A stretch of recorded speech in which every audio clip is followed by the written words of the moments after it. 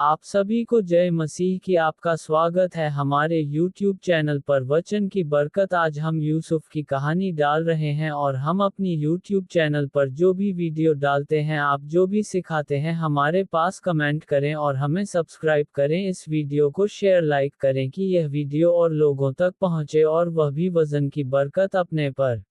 यूसुफ की पूरी कहानी जन्म से मृत्यु तक। बहुत समय पहले कनान देश में एक मनुष्य रहता था जिसका नाम याकूब बाइबल था। वही मनुष्य था जिसे परमेश्वर ने इस्राएल नाम दिया था। उसके 12 पुत्र थे और उन्हीं पुत्रों में से एक था यूसुफ।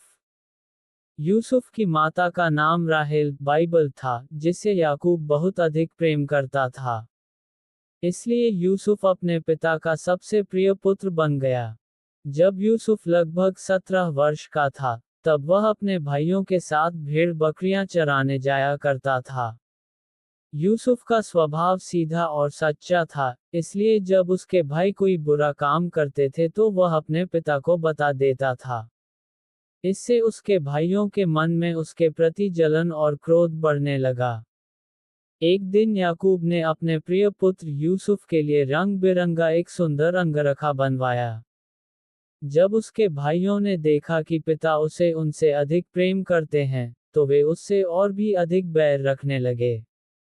उसी समय परमेश्वर ने यूसुफ को कुछ अद्भुत स्वप्न भी दिखाए। एक स्वप्न में उसने देखा कि खेत में सबके पूले खड़े हैं और उसके भाइयों के पूले झुककर उसके पूले को प्रणाम कर रहे हैं। दूसरे स्वप्न में उसने देखा कि सूर्य, चंद्रमा और 11 तारे उसे प्रणाम कर रहे हैं। जब यूसुफ ने ये स्वप्न अपने भाइयों और पिता को बताए, तो उसके भाइयों ने कहा, क्या तू सचमुच हम पर राज्य करेगा? और वे उससे और भी अधिक बैर रखने लगे। एक दिन उसके भाई अपने पिता की भेड़ों को चराने दूर गए हुए थे। तब याकूब ने यूसुफ से कहा कि वह जाकर देखे कि उसके भाई कुशल से हैं या नहीं। यूसुफ आज्ञाकारी होकर निकल पड़ा और बहुत खोजने के बाद उन्हें ढूंढ लिया। जब उसके भाइयों ने उसे दूर से आते देखा, तो वे आपस में कहने लगे, देखो, स्वप्न देखने वाला आ रहा है। आओ हम उसे मार डालें और किसी गड्ढे में डाल दें। परंतु बड़े भाई रूबेन बाइबल ने उसे बचाने की सोची और कहा कि उसे मारो मत, बल्कि गड्ढे में डाल दो।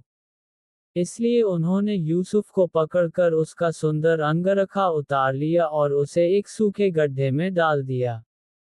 कुछ देर बाद उधर से व्यापारियों का एक काफिला गुजर रहा था जो मिस्र जा रहा था। तब एक भाई यहूदा बाइबल ने कहा, अपने भाई को मारने से क्या लाभ?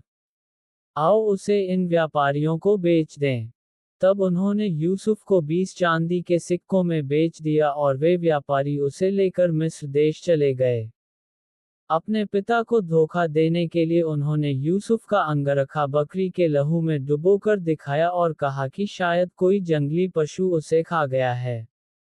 याकूब ये देखकर बहुत रोया और अपने पुत्र के लिए शोक मनाता रहा। मिस्र में वे व्यापारी यूसुफ को एक अधिकारी को बेच देते हैं जिसका नाम पोतीपर बाइबल था। वह मिस्र के राजा फिरौन का एक प्रधान अधिकारी था। परमेश्वर यूसुफ के साथ था, इसलिए जो भी काम वह करता उसमें उसे सफलता मिलती। पोतीपर ने देखा कि यूसुफ ईमानदार और बुद्धिमान है, इसलिए उसने उसे अपने पूरे घर का प्रबंधक बना दिया। यूसुफ के कारण परमेश्वर ने उस घर को बहुत आशीष दी। लेकिन एक दिन पोतीपर की पत्नी ने यूसुफ को पाप में फंसाने की कोशिश की। यूसुफ ने परमेश्वर का भय मानकर उस बुराई को करने से इनकार कर दिया। तब उस स्त्री ने झूठा आरोप लगाकर कहा कि यूसुफ ने उसके साथ बुरा व्यवहार करने की कोशिश की। पोतीपर क्रोधित हुआ और उसने यूसुफ को कारागार में डाल दिया। यूसुफ अब जेल में था, लेकिन परमेश्वर वहां भी उसके साथ था। कुछ समय बाद फिरौन के 2 सेवक, एक पिलाने वाला और एक रसोइया, भी उसी जेल में आ गए। एक रात दोनों ने अजीब स्वप्न देखे और उदास थे। यूसुफ ने कहा कि स्वप्नों का अर्थ परमेश्वर बताता है। उसने उनके स्वप्नों का अर्थ बताया। उसने कहा कि पिलाने वाला 3 दिनों में फिर से अपने पद पर बहाल हो जाएगा, और रसोइया को मृत्यु दंड मिलेगा। ठीक वैसा ही हुआ जैसा यूसुफ ने कहा था। 2 वर्ष बाद फिरौन ने भी एक अजीब स्वप्न देखा जिसमें 7 मोटी गायों को 7 दुबली गायें खा जाती हैं। फिर उसने 7 भरी बालियों और 7 सूखी बालियों का स्वप्न देखा। मिस्र के कोई भी ज्योतिषी इसका अर्थ न बता सके। तब पिलाने वाले को यूसुफ की याद आए और उसने फिरौन को उसके बारे में बताया। यूसुफ को जेल से निकालकर फिरौन के सामने लाया गया। परमेश्वर की सहायता से यूसुफ ने बताया कि 7 वर्ष बहुत भरपूर उपज के होंगे और उसके बाद 7 वर्ष भयंकर अकाल के आएंगे। फिरौन को यूसुफ की बुद्धि बहुत अच्छी लगी, इसलिए उसने उसे पूरे मिस्र देश का प्रधान अधिकारी बना दिया, केवल राजा ही उससे बड़ा था। यूसुफ ने आने वाले अकाल के लिए बहुत सारा अन्न इकट्ठा कर लिया। जब अकाल आया, तब मिस्र में अन्न भरा हुआ था और आसपास के देशों के लोग भी वहां अन्न लेने आने लगे। अकाल के कारण यूसुफ के भाई भी कनान से मिस्र अन्न लेने आए। उन्होंने यूसुफ को पहचाना नहीं, लेकिन यूसुफ ने उन्हें पहचान लिया। कुछ समय बाद उसने अपने भाइयों को परखा और अंत में उनसे अपना परिचय दिया। वह रो पड़ा और बोला, मैं तुम्हारा भाई यूसुफ हूँ जिसे तुमने बेच दिया था।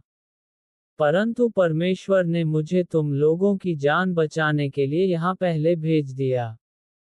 उसके भाइयों को बहुत आश्चर्य हुआ और वे डर गए, पर यूसुफ ने उन्हें क्षमा कर दिया। फिर उसने अपने पिता याकूब और पूरे परिवार को मिस्र बुला लिया। वे सब मिस्र में बस गए और वहां बहुत बड़े फूले। कुछ वर्षों बाद याकूब की मृत्यु हो गई।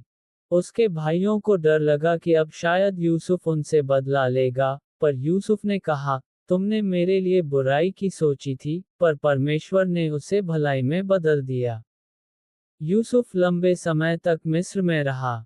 उसने अपने जीवन में परमेश्वर की महान योजना को देखा। अंत में जब वह 110 वर्ष का हुआ, तब उसकी मृत्यु हुई। मरने से पहले उसने इस्राएलियों से कहा कि जब परमेश्वर उन्हें मिस्र से निकालकर उनके देश में ले जाएगा, तब वे उसकी हड्डियों को भी अपने साथ ले जाएं।